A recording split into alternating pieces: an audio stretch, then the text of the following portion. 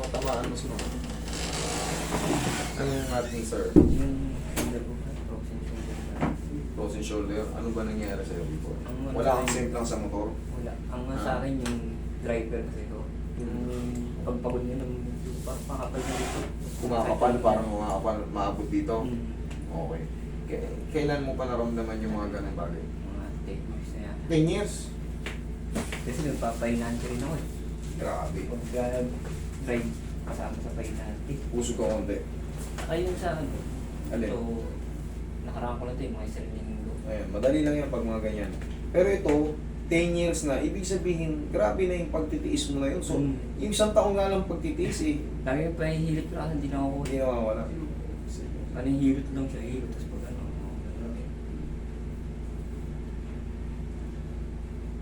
Tingnan natin kung yung mga puto mo ay naglinsad. Kaya palagi naiirita. Umaabot ba rito? Okay. Pareho ba? Hindi. Ito. Oh. Pansin mo? Pag gumaganon, hindi, biglang gaganon. Dapat kasi diretso. Yan o. Diretso. Hindi na napapansin. Walang tumutukod. Tingnan mo ha, didiretso ko lang ha. Yan. Pagdating dyan, kailangan mong gumanon. Di ba? Pansin mo? Didiretso ko. Tutukod. Magaganon siya oh. Wala sa timing yung ano mo. Humerus mo. Yan yung ibig sabihin nun. Kaya pag napagod ka, yan na naman, may irritation na naman. Ganun niya. Nangyayari pagka, alam mong pagod na ako, pagmamaneho, may ito nakaramdaman ako, makakapal na yun. Nakakapal. Tapos, syempre, ang posisyon natin sa pagmumotor, depende kasi sa itsura ng motor natin. Pag palagi tayo nakaganyan, lintik ang awit dito eh. Ako, nagmumotor-motor din ako minsan. Pero paunti-unti lang kasi hindi naman ako talagang rider. Minsan, nagra-rides. Dito lang. Kasi yung, Pinakamalayo na yung ano, Pampanga, yan. Minsan, nagmotor ako ng ganyan eh. mababa yung motor ko. Ito, pa-araw-araw, motor dito. Pag meron kang problema rito, yan, iindahin mo yan. Kasi yung posisyon natin sa motor. Ganun niya. Madali lang yan. Tayo ka.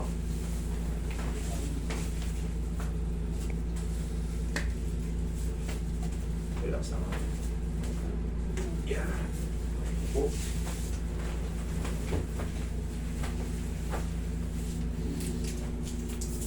Tubig na yun, siya. Sinabihan ko yung mga yan. Wala. Tubig mo lang. Abili nga yung tubig pre.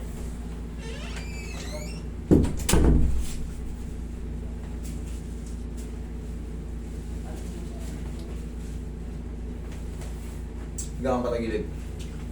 May kaso na. Oo, balong malaki. Diba meron ka rin sa balakang?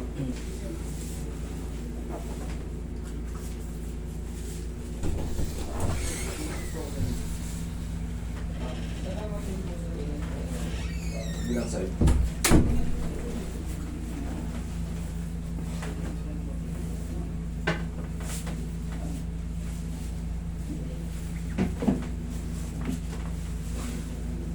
Okay na pa.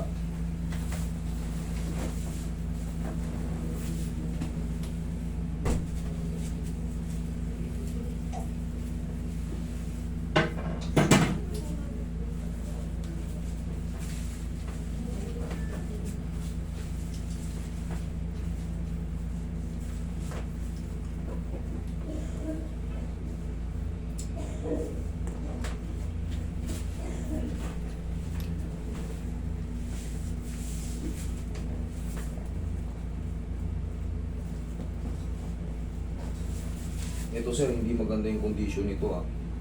Huwag kang magbuhat ng sobrang bigat ha. Meron kang problem sa spine.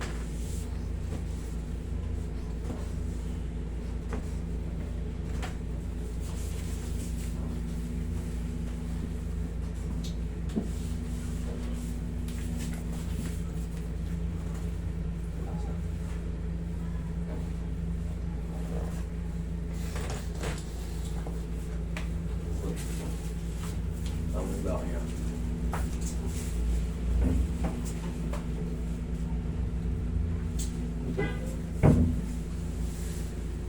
No, hindi. Master 3M. Taas na pinag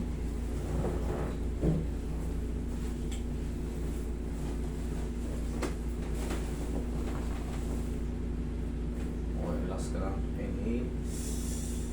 Exhale.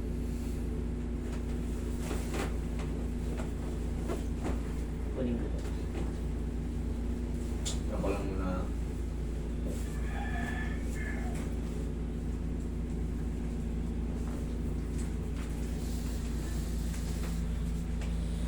Careful ka.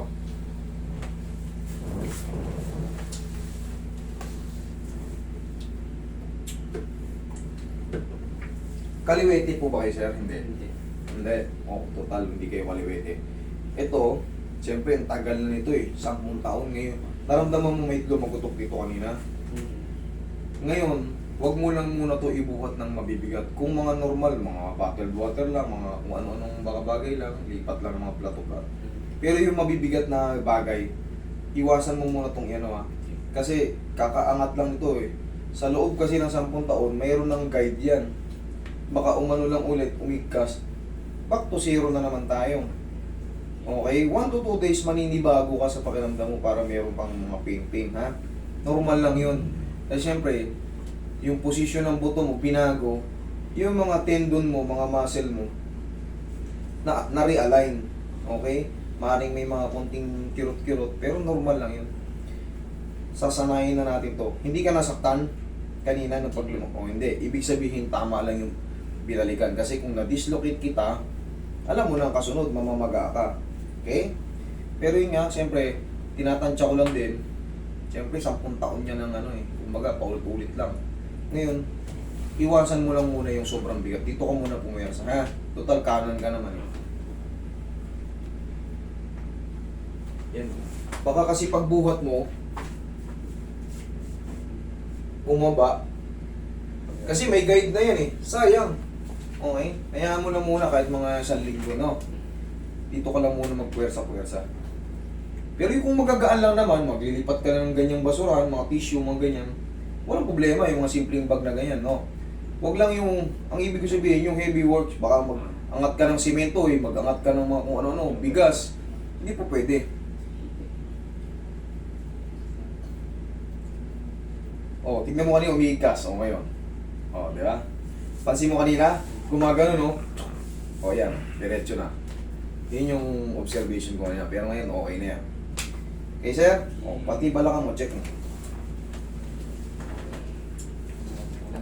Wala. Okay, huwag ka lang maligo today. Kung maliligo ka mamaya ng gabi, medyo maaga-aga pa naman eh. Kung bago matutulog. Pero kung huwag ka na maligo, no problem. Hindi naman nakakamatay ang di pagligo ng isang araw. Okay? Okay. Thank you so much.